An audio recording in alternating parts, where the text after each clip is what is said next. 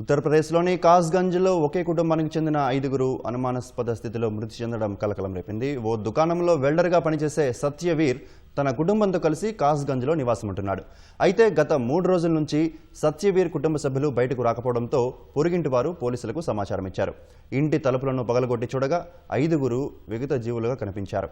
సత్యవీర్ ఫ్యాన్కు ఉరేసుకొని కనిపించగా మిగతా 4 కుటుంబ సభ్యులు మృతదేహాలు చెల్లాచెదురుగా పడి ఉన్నాయి.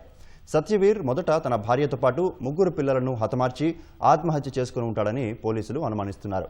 ఘటనా స్థలంలోని పరిస్థితులు చూస్తే ఆత్మహత్యగా కనిపిస్తోందని అలీగఢ్ డీఐజీ ప్రభాకర్ చౌదరి తెలిపారు. ఇంట్లోకి ఎవరూ వచ్చిన ఆధారాలు కూడా లేవని అన్నారు. ఆర్థిక ఇబ్బందులే ఆత్మహత్యకు దారితీసి ఉంటాయని అనుమానం వ్యక్తం చేశారు.